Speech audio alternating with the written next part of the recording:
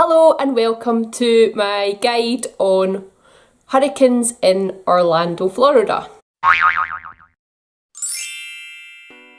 Okay, so we all know that hurricanes can, from time to time, get very close or hit Orlando, Florida.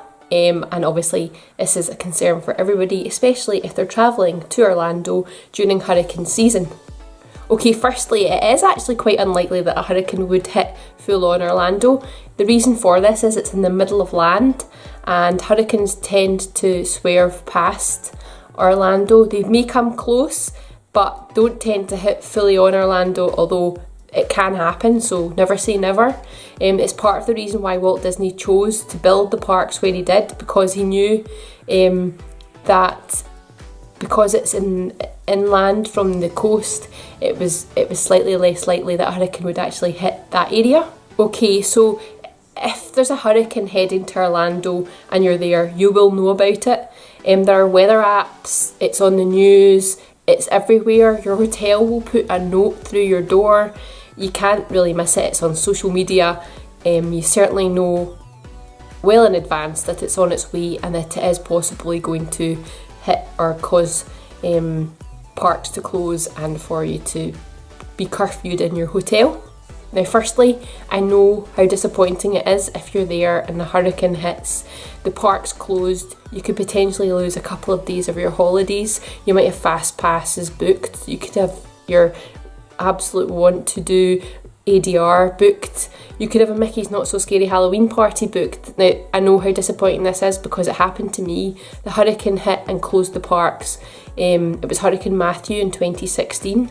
It was my very last full day in the parks. It was the night I was meant to be going to Mickey's Not So Scary Halloween party. It was the day we had a reservation for Be Our Guest dinner. And the boathouse the night before, which also all got cancelled. So trust me when I say I know how disappointing it is, but see, at the end of the day, your safety is absolutely paramount, and they're not doing it for any other reason than to make sure that everyone's as safe as they possibly can be. So it's maybe worth, when you're going in during hurricane season, to make sure that you do the things you want to do the most nearer the beginning of your trip, so that if anything did happen like that, you can change your plans and rebook. Disney are really good at trying to help you out. We went to the park the day before Hurricane Matthew arrived. We weren't planning on going to a park that day. However, when we got up and we thought the parks were going to close tomorrow, instead of going for breakfast, we jumped on a bus and went to the Magic Kingdom. Now, this sounds crazy, but there are some advantages to a hurricane hitting Orlando, and that is that the parks are completely empty. I've never seen the Magic Kingdom so quiet. We could walk on to most rides. I think we waited 20 minutes to get onto Seven Dwarfs Mine Train without a fast pass. We went up and spoke to the people outside Be Our Guest because we had a reservation for the next day and the park was closed. And they actually went, do you know what? Go in now.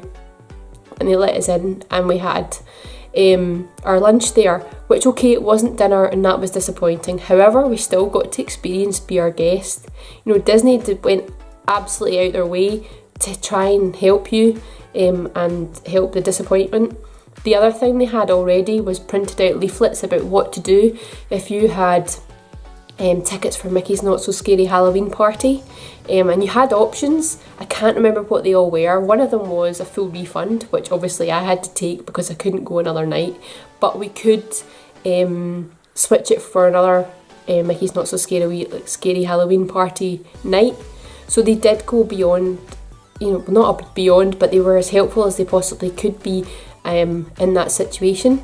My first part of advice would be that if you know the hurricane's going to hit, is make sure you've got supplies in, plenty of water, soft drinks, anything that you think you might want to eat or drink in the hotel room.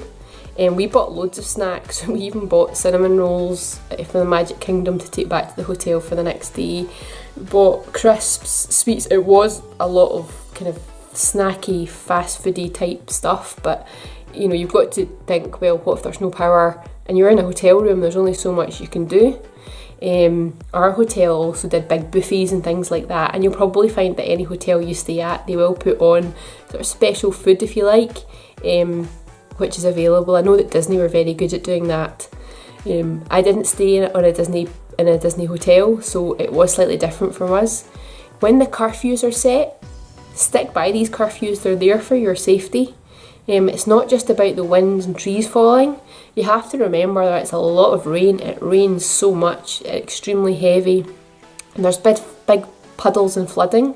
Now obviously that combined with a lot of wind and the chances of power cables coming down mean that if the power cable comes down and is live in a big puddle and you're walking along the road, you could get electrocuted. So remember this, remember that the curfews are there for your safety.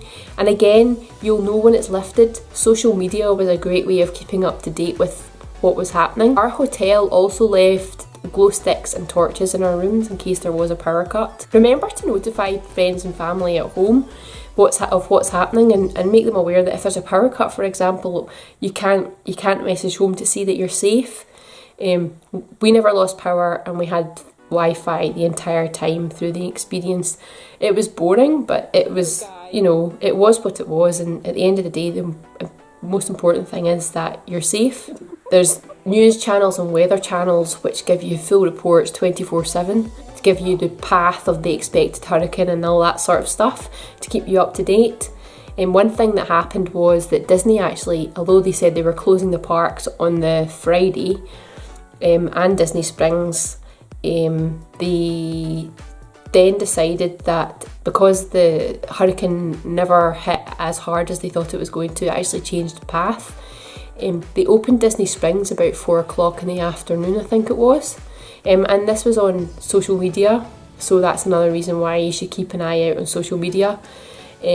However, obviously their staff had all been given the day off or taken holidays and all that sort of stuff, so not everything was open, and you then got thousands and thousands of people who have been stuck in hotel rooms with nothing to do, able to go to Disney Springs. So as you can imagine, it was absolutely heaving. It was so busy, the queues were massive.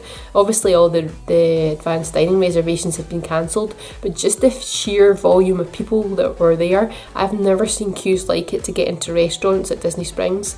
But it was also running obviously with less staff, so you have to be a little understanding and you know, just keep an eye on social media in case things change. Another important thing to do is consider making a grab bag, like a backpack that you might take to the theme park, and putting all your important documents into this bag, like your passport, your travel agent details, money, credit cards, debit cards, anything that you would class as really important, just in case for whatever reason you have to get out of the hotel room quickly. You've got the stuff that's most important to you in a bag that you can just grab and go.